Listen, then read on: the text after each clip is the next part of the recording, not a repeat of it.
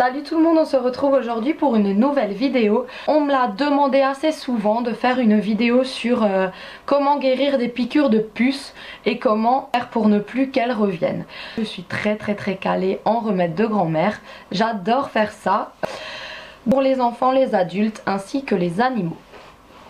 Alors pour commencer, il va falloir, si les piqûres sont déjà là, ce sont des piqûres boursouflées, rouges. Déjà pour commencer, vous allez devoir vous laver avec un savon antiseptique. Si vous pouvez, lavez votre animal de compagnie aussi avec un savon antiseptique.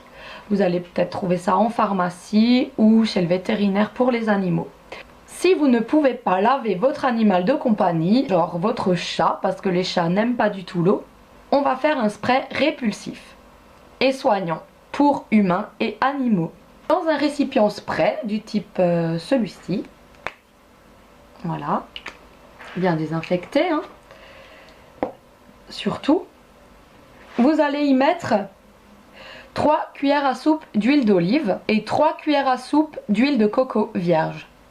On commence par de l'huile parce que comme ça, la puce n'aura plus accès à votre peau ni à celle de votre animal. Elle va glisser, elle aura plus d'accroche, ça va complètement glisser.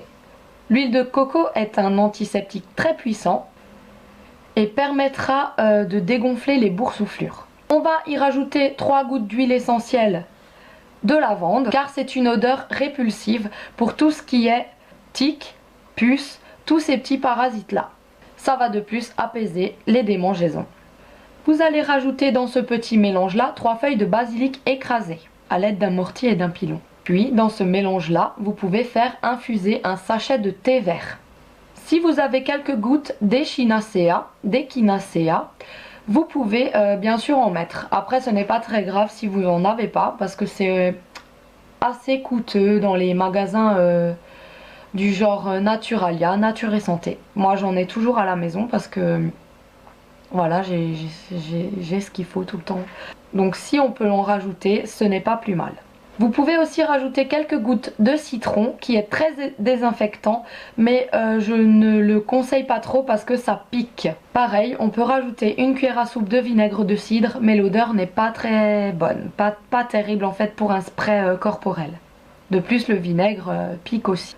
Vous pouvez aussi faire des soins de flocons d'avoine sous forme de masque, vous le posez et vous rincez dans votre douche. Si vous aimez ça, vous pouvez consommer de l'ail, rajouter de l'ail dans le plat de votre animal, ça ira dans le sang et la petite bête sera complètement répulsée avec l'odeur du sang. Elle ne voudra pas piquer votre peau. Ces petites bébêtes là ne voudront plus de votre sang.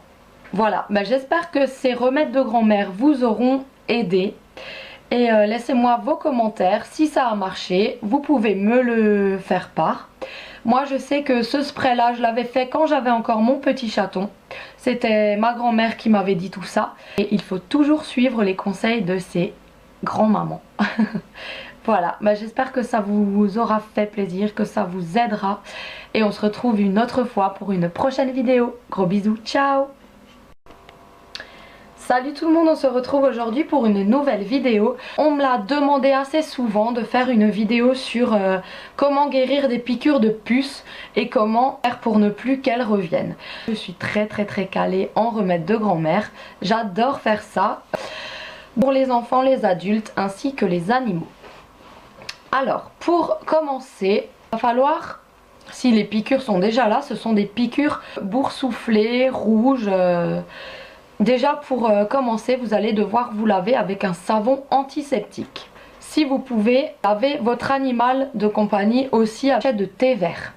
Si vous avez quelques gouttes d'échinacea, vous pouvez bien sûr en mettre. Après ce n'est pas très grave si vous n'en avez pas parce que c'est assez coûteux dans les magasins du genre Naturalia, Nature et Santé. Moi j'en ai toujours à la maison parce que voilà, j'ai ce qu'il faut tout le temps.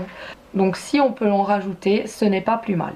Vous pouvez aussi rajouter quelques gouttes de citron qui est très désinfectant, mais je ne le conseille pas trop parce que ça pique. Pareil, on peut rajouter une cuillère à soupe de vinaigre de cidre, mais l'odeur n'est pas très bonne, pas terrible en fait pour un spray corporel.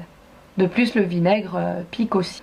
Vous pouvez aussi faire des soins de flocons d'avoine sous forme de masque, vous le posez et vous rincez dans votre douche. Si vous aimez ça, vous pouvez consommer de l'ail, rajouter de l'ail dans le plat de votre animal, ça ira dans le sang et la petite bête sera complètement répulsée avec l'odeur du sang. Elle ne voudra pas piquer votre peau. Ces petites bébêtes là ne voudront plus de votre sang. Voilà, j'espère que ces remèdes de grand-mère avec un savon antiseptique. Vous allez peut-être trouver ça en pharmacie ou chez le vétérinaire pour les animaux. Si vous ne pouvez pas laver votre animal de compagnie, genre votre chat, parce que les chats n'aiment pas du tout l'eau, on va faire un spray répulsif et soignant pour humains et animaux. Dans un récipient spray du type celui-ci, voilà, bien désinfecté, hein. Surtout, vous allez y mettre 3 cuillères à soupe d'huile d'olive et 3 cuillères à soupe d'huile de coco vierge. On commence par de l'huile parce que comme ça la puce n'aura plus accès à votre peau ni à celle de votre animal. Elle va glisser, elle aura plus d'accroche, ça va complètement glisser. L'huile de coco est un antiseptique très puissant et permettra de dégonfler les boursouflures. On va y rajouter 3 gouttes d'huile essentielle de lavande car c'est une odeur répulsive pour tout ce qui est tiques, puces, tous ces petits parasites là. Ça va de plus apaiser les démangeaisons. Vous allez rajouter dans ce petit mélange là 3 feuilles de basilic écrasées à l'aide d'un mortier et d'un pilon. Puis dans ce mélange là vous pouvez faire infuser un sachet